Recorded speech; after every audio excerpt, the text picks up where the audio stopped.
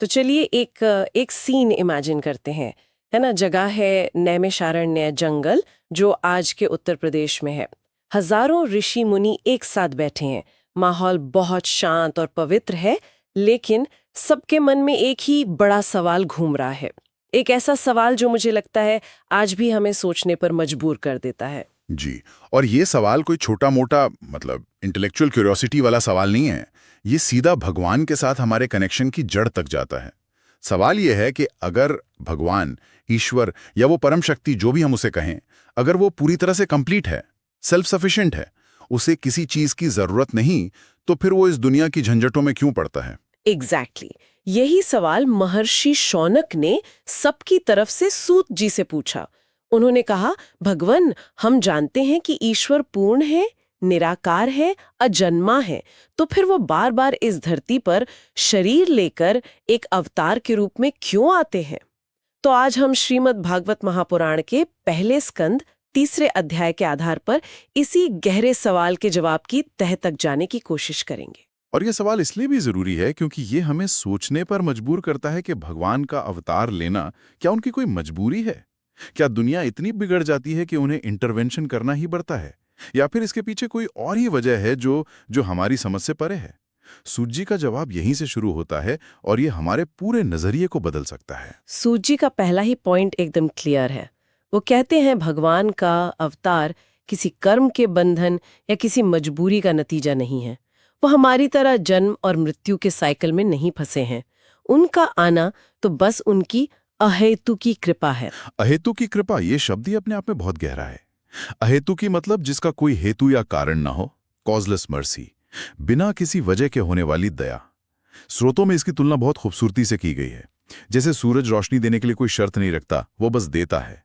या जैसे बादल ये देखकर पानी नहीं बरसाते कि नीचे जमीन उपजाऊ है या बंजर, वो बस बरसते हैं। अच्छा, मतलब ये कि भगवान का अवतार लेना एक ट्रांजैक्शन नहीं है कि तुम भक्ति करो तो मैं आऊंगा। ये उनके नेचर का, उनके स्वभाव का एक हिस्सा है। बिल्कुल, जैसे प्रेम करना माँ का स्वभाव है, वैसे ही करुणा बरसाना भगवान का स्वभाव है। उनका अवतार लेना उसी करुणा का एक फिजिकल मैनिफेस्टेशन है। तो ये समझना बहुत जरूरी है, क्योंकि अगर हम सोचेंगे कि भगवान मजबूरी में आते हैं तो हम उन्हें भी एक तरह के सिस्टम का हिस्सा मान लेंगे। हाँ, सही बात। लेकिन अहेतु की कृपा का मतलब है कि उनका आना पूरी तरह से उनकी मर्जी, उनकी लीला, उनका प्रेम है। ये किसी मजबूरी का नहीं, बल्कि आजाद करुणा का नतीजा है। ठीक है, तो ये समझ आया कि अवतार मजबूरी नहीं बल्कि करुणा है। लेकिन ये करुणा इतने बड़े ब्रह्मांडीय पैमाने पर कैसे काम करती है? मतलब इस पूरी सृष्टि की शुरुआत में भगवान का स्वरूप क्या था? क्या वो हमेशा से ऐसे ही अवतार लेते आ रहे हैं? ये बहुत अच्छा सवाल है, क्योंकि अब हम कहानी के मैक्रो लेवल पर जा रहे हैं। भागवत के अनुसार सृष्टि की शुरुआत से भी पहले, जब कुछ नहीं था, तब सिर्फ एक ही परम सत्य थे, नारायण। और यहीं से भगवान विष्णु के 3 विशाल कॉस्मिक फॉर्म्स की भूमिका शुरू होती है, जो पूरी सृष्टि की प्रक्रिया को चलाते हैं।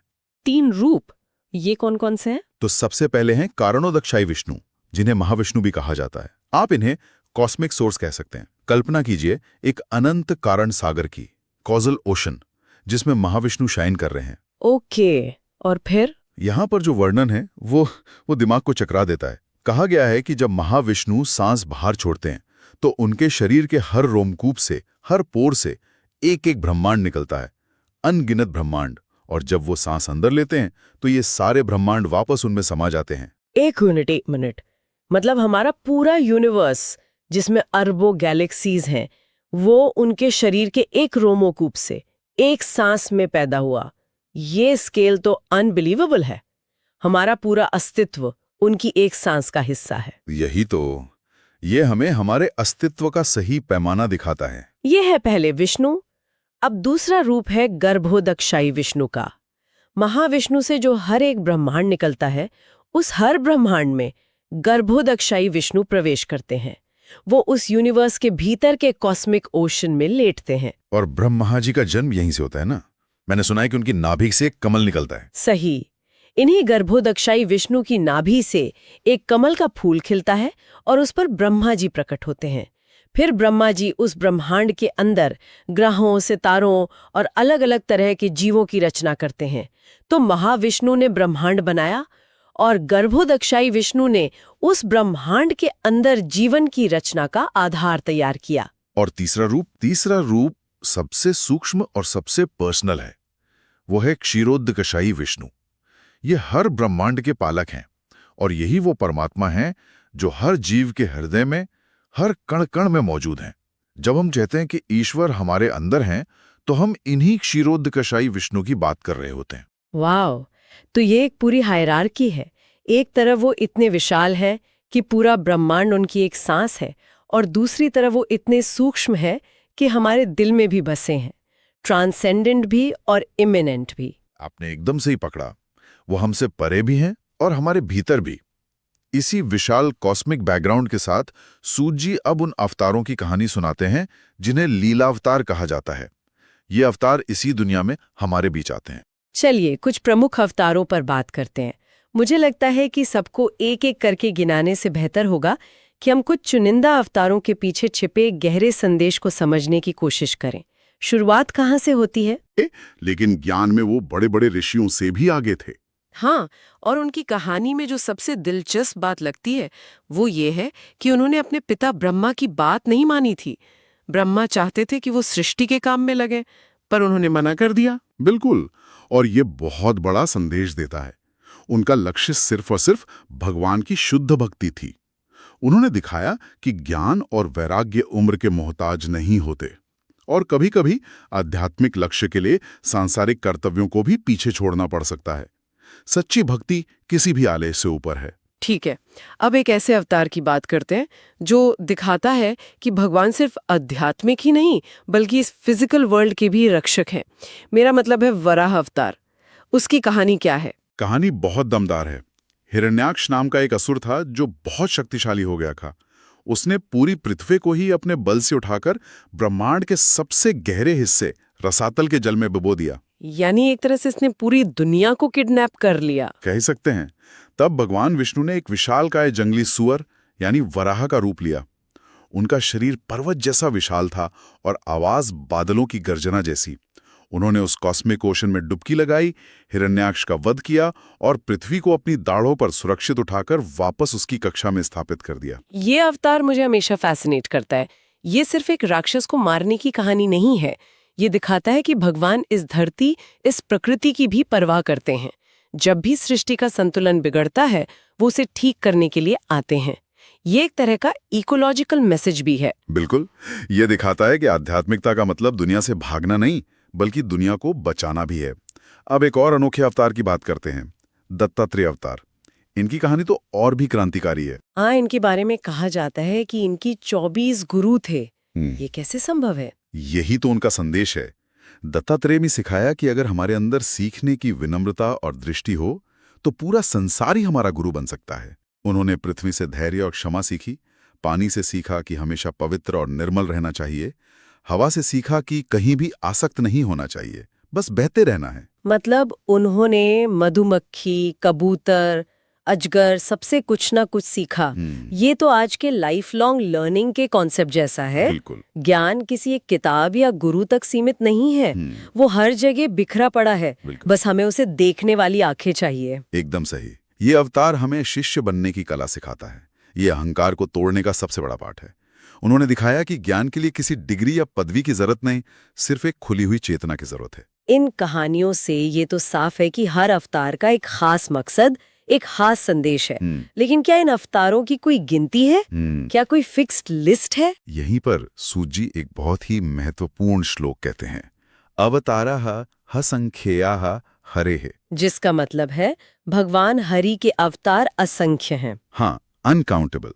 इसकी तुलना समुद्र की लहरों से की गई है। आप समुद्र के किनारे खड़े होकर लहरों को नहीं गिन सकते, हर पल नई लहरें आती रहती हैं। वैसे ही भगवान की लीलाएं और उनके अवतार भी अनंत हैं। जो कुछ हम जानते हैं वो तो बस कुछ बूंदें हैं, पूरा सागर तो अथाह है। ये बात दिमाग को शांति देती है कि भगवान के रूप सीमित नहीं है, वो किसी भी रूप में किसी भी समय प्रकट हो सकते हैं। और अब मुझे लगता है हम इस अध्याय के उस पॉइंट पर आ गए हैं जो इसका सबसे बड़ा RDX है। सारे अवतारों का जिक्र करने के बाद सूत जी एक ऐसी घोषणा करते हैं जो सब कुछ बदल देती है। हाँ, ये इस अध्याय का और शायद पूरे भागवत का चरमोत्कर्ष है। वो कहते हैं कृष्णस्तु भगवान स्वयं। कृष्ण तो स्वयं भगवान है। ये सुनने में तो सरल लगता है, लेकिन इसका मतलब क्या है? क्या बाकी अवतार भगवान नहीं थे? ये बहुत जरूरी सवाल है। इसे समझने के लिए हमें अंश अवतार और पूर्णावतार के फर्क को समझना होगा। भागवत के अनुसार बाकी सभी अवतार जैसे वराह, नृसिंह, वामन, ये सब भगवान के अंश या कला हैं।